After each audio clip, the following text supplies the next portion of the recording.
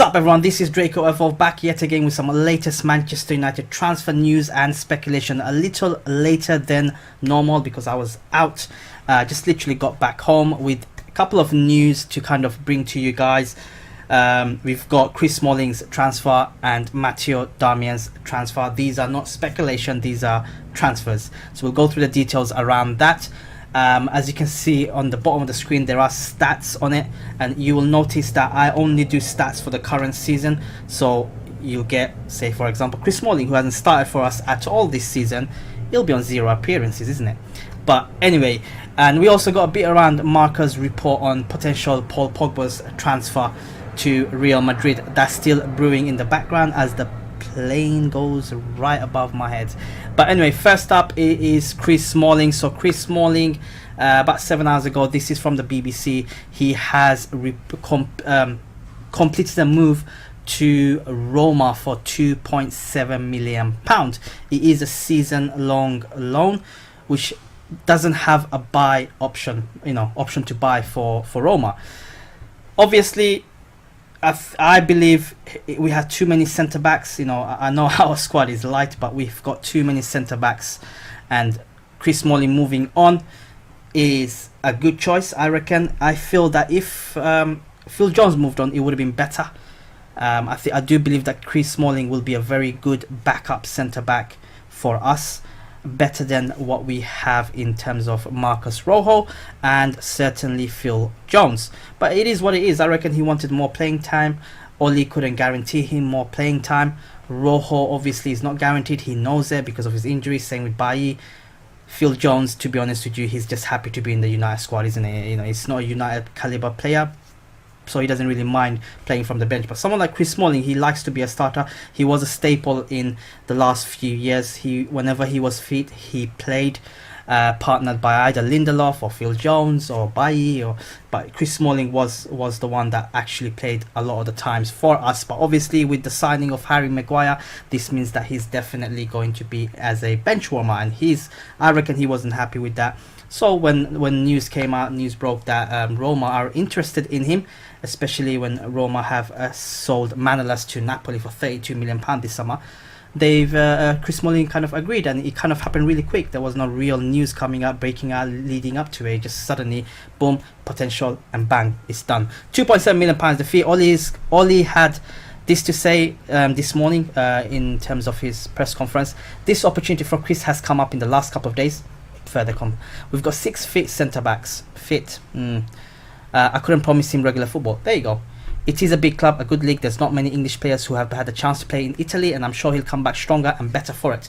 I don't believe he'll come back. Even if he comes back, I reckon he's going to be pushed out. It's more like playing the good PI, isn't it? Like, you have a hope, so make sure you go there and perform well, and you might come back in. Just kind of like giving him false hopes. He did also go on to confirm in his press conference that Marcus Rojo is definitely staying. I believe it's probably a good choice in terms of balance, because he's the only natural left-footed defender that we have, and obviously he's behind Phil Jones, Bailly, and Tuanzebe. Someone like Tuanzebe is good news for him. He can definitely get up a notch in terms of his pecking order now that Smalling's out the way.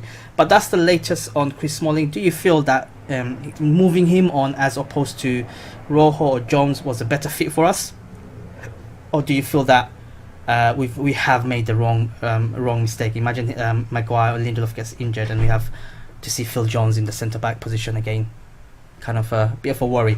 Moving on to the next bit of transfer which happened today, it is Matteo Darmian. You know what, I'll be the first to admit, and I'm sure a lot of you will agree, he's a forgotten man. I didn't even realize he was still in the squad. There was no mention of him over the summer. He didn't even play. He just totally disappeared, isn't it?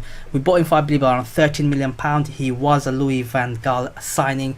Parma have agreed a £1.4 million deal for Manchester United for the defender of Matteo Darmian. This has been confirmed, so there you have it. Darmian is gone. He is flying over to Italy, and Oli did kind of confirm that in his press conference where he said, I can see maybe Matteo leaving. There has been some interest in Matteo over in Italy, wanting to go back home. And there you go. He has made in his tenure, when he signed for us in 2015, he has made 92 appearances for £13 million. We signed him. He won the FA Cup, League Cup, and Europa League. fair play to the lad. He is 29 years old, and I think it's better for him to be parting ways. He's not the fullback that we had hoped he would be. Van Gaal obviously doesn't like his fullback bombing forward. He's more like a passing fullback, isn't it? More of a defensive fullback, sideways, and I think that's why he was brought in. But it is done for the 29-year-old Italian defender. We are kind of short in the wing-back position, I think, with Luke Shaw, Wan-Bissaka, and Ashley Young. This is it. That is it. So Luke Shaw's already injured. If we get another injury in the fullback position, who else is coming in to cover that? So that is a bit of a worry. Matteo Darmian probably could have covered it, but it is what it is. His contract does expire next season, end of this season. So we either get some money out of him or lose him for free. Got a bit of an interesting thing for you guys. So since Oli has come in, he has got rid of Lukaku, Sanchez, Fellaini, Smalling, Valencia, and Darmian. These are considered to be deadwood for United. Yes, some of them are loan deals. They can potentially return in the case of Smalling and Sanchez, but I reckon they're not going to last that long. The one that are remaining as part of our deadwood is Rojo, Jones, Young, Matic, Fred, Mata, Bailly, and Lingard. Mata obviously signed. He's going to stay for a long time, for the next few years at least, but certainly in the case of, say, Matic, whose contract expires next season, I don't think he'll be given a contract. Rojo, same case. Young, he's still I believe his contract expires next season as well. Fred, not sure about him. I think he'll be given one more chance. Same with Lingard. And Bailly is probably going to be kept until next season at the very least. But at least we can say, regardless of whether we're saying, oh, we haven't got any transfers in, Solskjaer has actually removed a lot of the deadwood that we were carrying around. And you look at Lukaku, deadwood. Sanchez, definitely deadwood. Fellaini never was a United player. Smalling, deadwood. Valencia, deadwood. Darmian, definitely deadwood. So, it is good stuff from Oli. I think we're making progress in terms of getting rid of the dross. There are still some few drosses in our squad, but I do believe that over time, over next season, I don't think we'll see a lot of these remaining players. There is a lot of emphasis on the youth now. You can see the vision, and I like that. It's fantastic, but I still believe we need one or two quality signings, at least certainly in the midfield area, at least one more attacker. But in terms of the overall deadwood, it's fantastic. Yes, the money has gone probably into the Glazers' pockets, which is not always a good thing, but at least the positives are that we're getting rid of deadwoods, and it's as simple as that. I'm happy with that. I'm happy with getting rid of these sort of players. Chris Smalling maybe not so, versus say Phil Jones, but I'll take it regardless. But that's it. That's the transfers out. We have been so active in the transfer window in terms of getting rid of the players. If only we were active in bringing in some of the players. On to the last bit of news, Marca. We know what Marca is. Obviously, Madrid is well documented that they are willing to take Pogba. They want Pogba. Pogba wants to leave. His agent is still negotiating a deal. Few days to go before the transfer window closes. Thank God, just close it. 2nd of September can't come soon enough. But according to the report, Pogba will not be renewing his contract, which ends in 2021. That gives us, including this season, 2 more seasons, isn't it? So it is a bit of a worry. I reckon he will probably leave next summer when there is a year left on his contract, unless we do something amazing. I mean, if we win a trophy, I think we can turn him and change his mindset. Maybe you should stay. We're actually genuinely building something, and we have won this trophy, and we're planning to bring in this player if we get into the Champions League. But I don't believe someone like Pogba, a caliber of Pogba, I think he probably wants to go. His head is probably turned.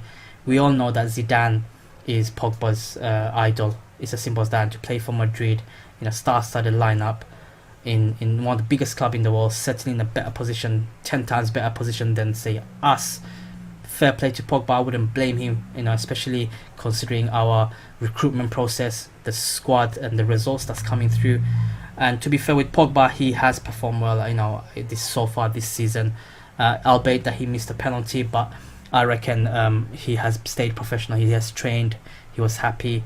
He seemed happy in training. With the pictures and videos I've seen, he that didn't show that much. He was one, in our team. The last 3 games, he certainly played really well, in my opinion. Not any worse than someone like Lingard, and who's going to the England squad. I have no idea how that happened. But anyway guys, that's all the latest news around the Manchester United transfer news. Let me know your thoughts in the comments below.